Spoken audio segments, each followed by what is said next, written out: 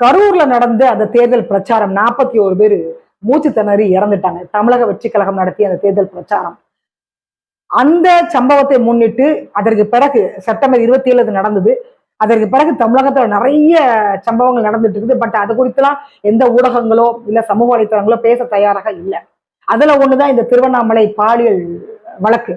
2 காவலர்கள் சேர்ந்து ஒரு 19 வயது பெண்ணை ஆந்திராவை சார்ந்த ஒரு பெண்ணை கற்பழிச்சு அநியாயமா கற்பழிச்சு சுடுகாட்டுல வீசி இருக்கிறாங்க. சோ அந்த வழக்கு குறித்து எந்த ஊடகங்களும் இல்ல எந்த சமூக வலைத்தளங்களோ விவாதம் பண்ண கூட தயாராக இல்லை. அப்படியே பண்ணாலும் கூட இந்த அரசாங்கம் அதற்கு அனுமதி கொடுக்கறது இல்லை. அது வேற விடயம்.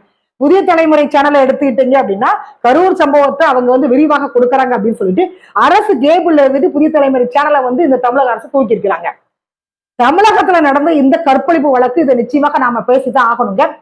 சோ இதுவும் கடந்து போகும். நான் உங்கள் கேவி ஈஸ்வரி. அனைவருக்கும் வணக்கம்.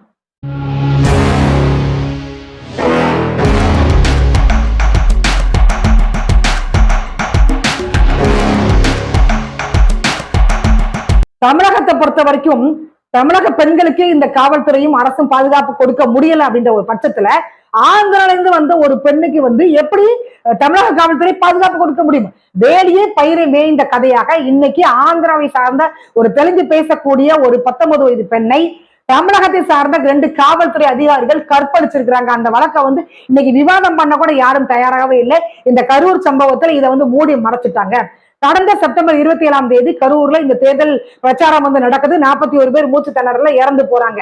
அதாவது ஒரு நடிகனை பார்க்கறதுக்கு போய் கொழுப்பெடுத்து 41 பேர் செத்து போனாங்க. அப்படிதான் நம்ம சொல்லணும். ஒரு பக்கம் ஆறுதல் சொன்னாலும் ஆழ்ந்த இரங்கல்கள் சொன்னாலும் கூட இன்னொரு பக்கம் கொழுப்பெடுத்து போன கூட்டம்னா இந்த கூட்டம். ஏன்னா கள்ளச்சாராயம் குடிச்சு செத்து போனாங்கல்ல, அவங்களுக்கு 10 லட்சம் ரூபாய்.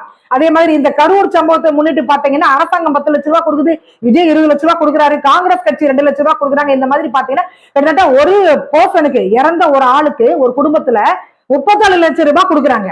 இந்த தமிழகம் ஒட்டுமொத்தமா சேர்ந்து 34 லட்சம் ரூபாய் கொடுக்குறாங்க. அதே பாத்தீங்க அப்படின்னா ஒரு விவசாயி ஒரு ஏக்கர் நிலம் இயற்கை பேரிடர் நடக்குதுங்க. அதுல அந்த பயிர் அழிஞ்சு போயிடுது. மழையாக இருந்தாலும் சரி புயலாக இருந்தாலும் சரி ஒரு ஏக்கருக்கு 5000 ரூபாய் கொடுக்குறாங்க கவர்மெண்ட். அப்ப நமக்கு புரியல, இந்த நடிகர் கூட்டத்துக்கு போயிட்டு நம்ம செத்து போனா நமக்கு 34 லட்சம் ரூபாய் கிடைக்குது. கள்ளச்சாராயம் குடிச்சு செத்து போனா நமக்கு 10 லட்சம் ரூபாய் கிடைக்குது. அப்ப நம்ம என்ன பண்ணலாம்? ஆனா விவசாயத்தை தவிர வேற எது பண்ணாலும் சரி உங்களுக்கு அரசாங்கம் நீங்க செத்து போனா இழப்பீடு கொடுக்குறாங்க. விவசாயிக்கு மட்டும்தான் அது கிடையவே கிடையாது. அப்படி ஒரு பெருமை வாய்ந்த ஒரு தமிழகத்துல நம்ம வாழ்ந்துட்டு இருக்கோம் அப்படின்னு நம்ம நினைக்கும் பொழுது நமக்கு சிரிக்கிறதா அழுகுறதா அப்படின்றது நமக்கு தெரியல.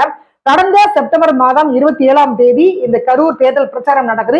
29ஆம் தேதி திருவண்ணாமலை